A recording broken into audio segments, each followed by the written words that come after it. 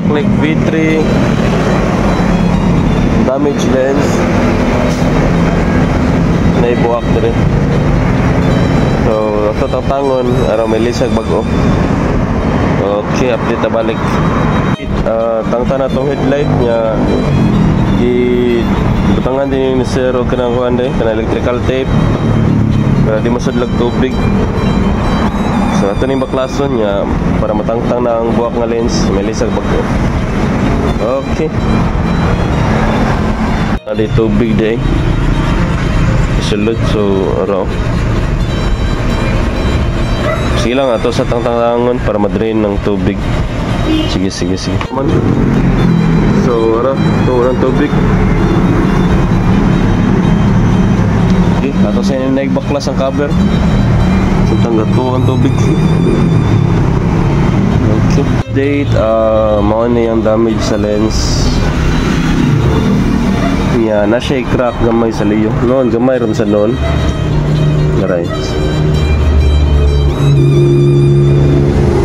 so ato na ning papilitan si madaram sa ning papilit pod.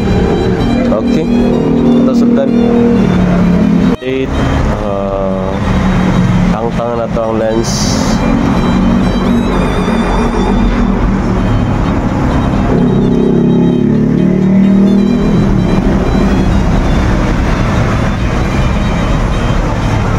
Wala damage ang casing, limpyo kaya pagkatangtang.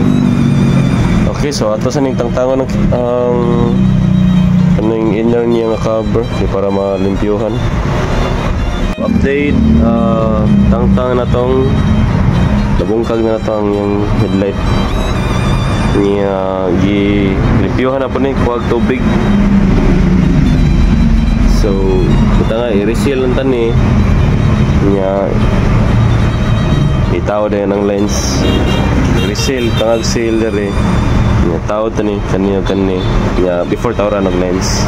Okay, sa update tabalik update na tao na nato no yung casing katong reflector niya headlight lens niya nakaseal na ni siya.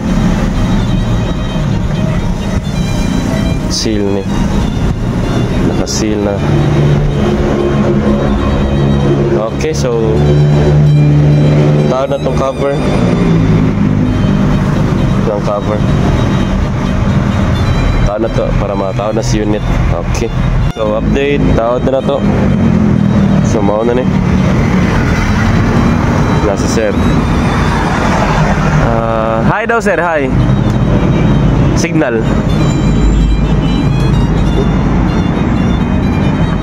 Okay, good sila tanan.